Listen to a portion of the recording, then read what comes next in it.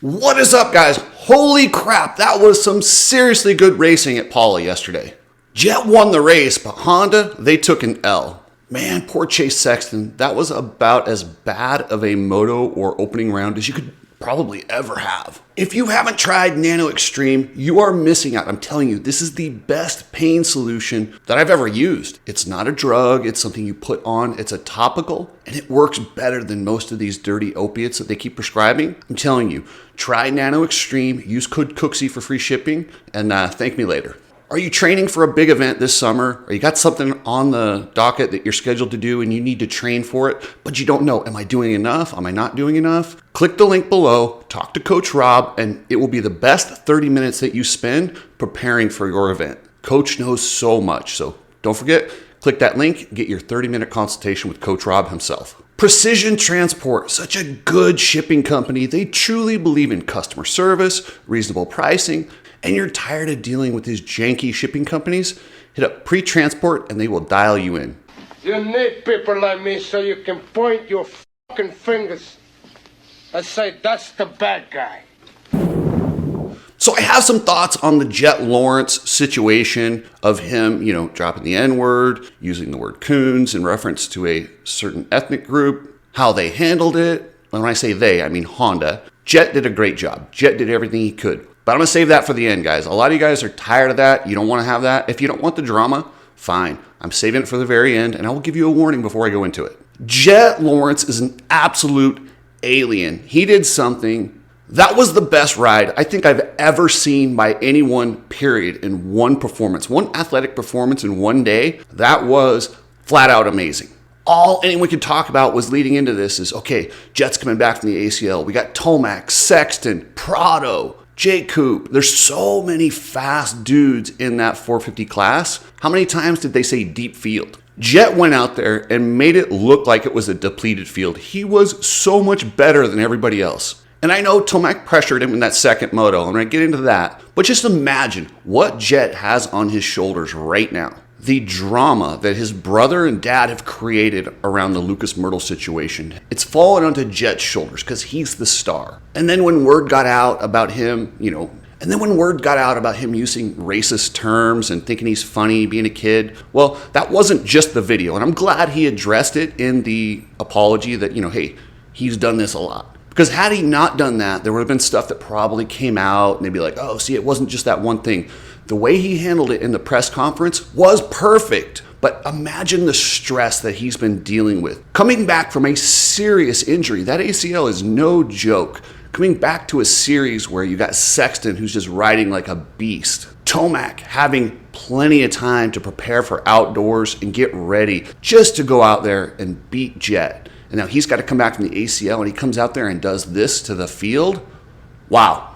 Jett gets a lot of credit for his absolutely phenomenal talent, but I'm going to take my hat off to him. Right now, his mental strength in being able to deal with his dad, his brother, the situation, the video that came out, holy crap. He comes across as kind of a young kid, giggly, funny, just kind of a silly guy. This dude is a stone cold killer when it comes to mental strength. For him to be able to put all that behind him and go out there and perform the way he did, I'm sorry, that might have been the best performance of an athlete that I've ever seen. And I'll be honest with you, as good as Eli Tomac was, I don't see anyone in this field right now that can compete with Jett Lawrence. He might get beat a few times. He's probably not going to go undefeated, but he might go undefeated. He's that good. The only guy I see on the horizon that could battle him is in the 250 class, and that's Hayden Deegan.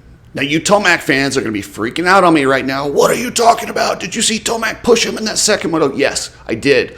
I saw Eli ride as good as I've ever seen him ride. He went beast mode. The problem is Jett has an answer for it. Jett's that good too. Jett went beast mode. Eli has left a flurry of top riders in the dust when he does that. He did exactly what he's been doing to smash the other guys, and he didn't break Jett. And I know a lot of you guys are going to say, okay, well, yeah, but Tomac hasn't ridden much outdoors lately. He's coming off an injury.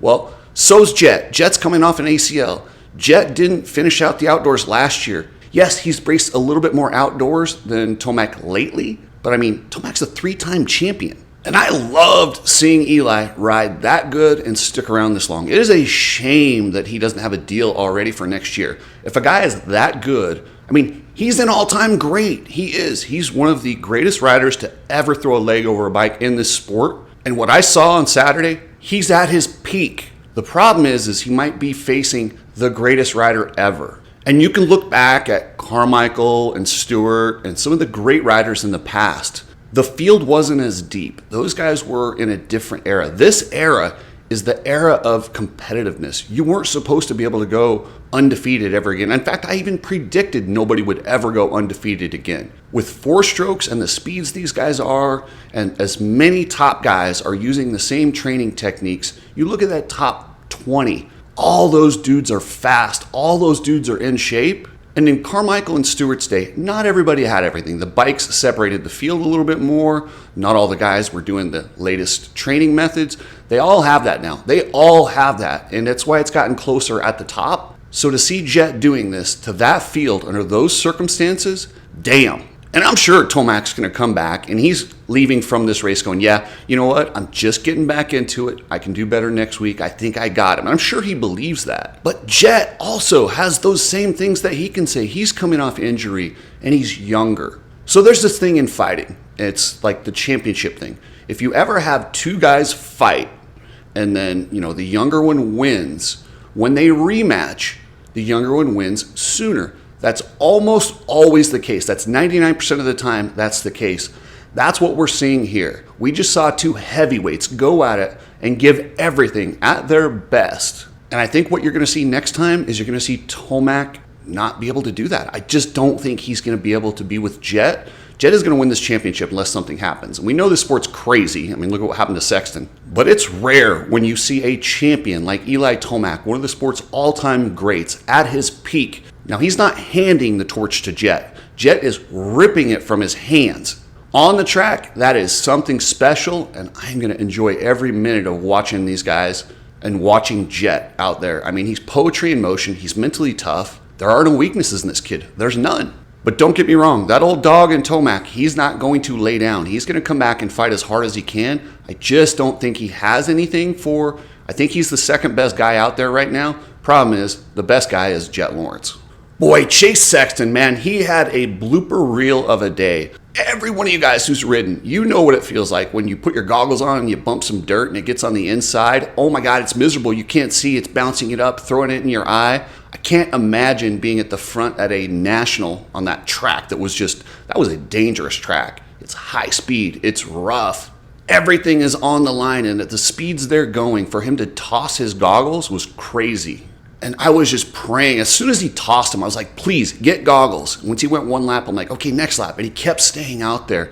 He was playing Russian roulette with his eyes. They should really have a rule that says if you toss your goggles within a lap or 2, you have to park and get new goggles. Look at those guys' chest after the race. It looks like they're getting shot with pellet guns at high speeds. Those paddle tires coming off that 450.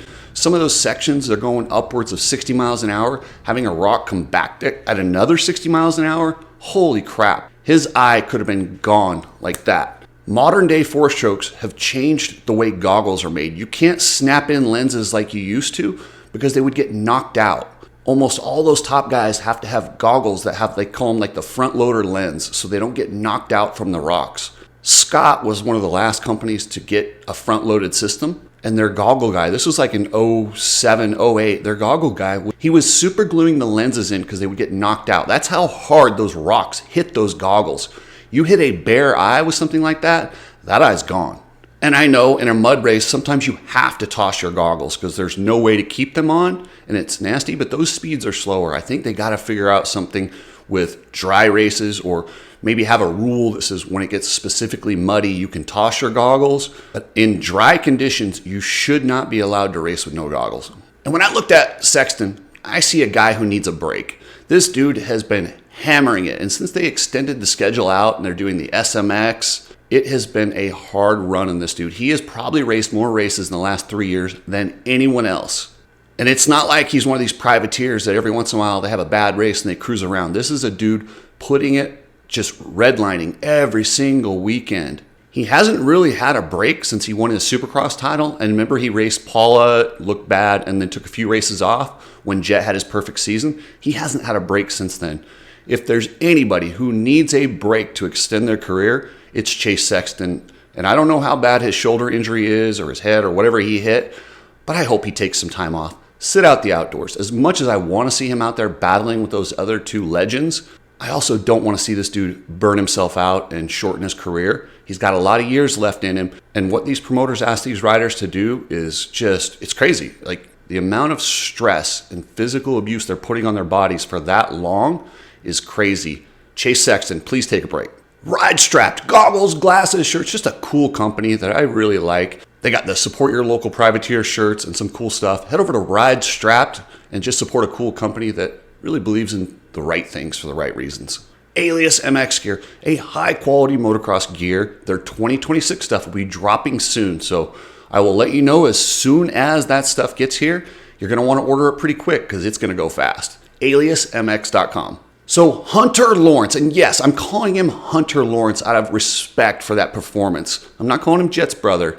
When you go out there on that track, on those conditions, and you're the third best guy, when you got Eli Tomac and your brother out there hauling ass, I will put respect on his name for that performance. That was a gritty, tough performance by Hunter Lawrence, and he fought his ass off. And Hunter had outlasted Aaron Plessinger in that second moto and looked to be going 3-3 until that mistake at the very end. That was disappointing, but he still got on the podium. And that battle with him and Plessinger, when Aaron Plessinger comes off the track and says, that's the hardest battle I've ever had, and that's what he said. This is a former 250 national champion who's been racing for a long time. To say the battle that he had with Hunter Lawrence was the hardest battle he's ever been in, that speaks volumes. So, you know what? I do not like Hunter off the track. I don't like a lot of the things he's done, but I will put respect on his name for that performance. He is an absolute savage on the dirt bike.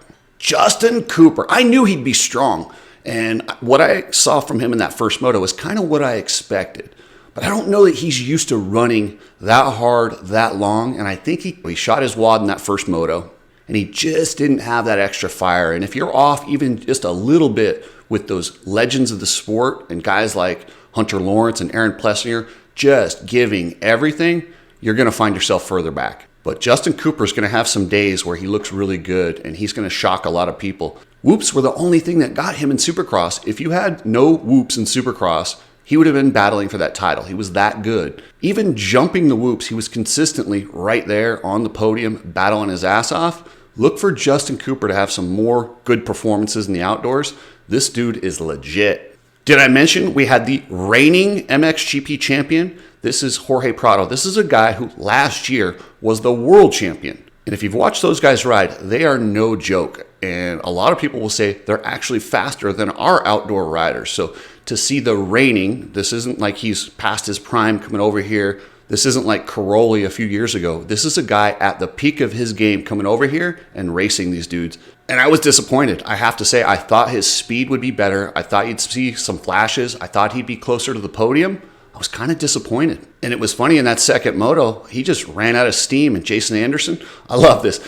Nothing like sticking it to your old boss. Jason Anderson made sure to pass Jorge Prado in that second moto and be like, see, that's the guy. You're giving that guy money and you're sending me packing.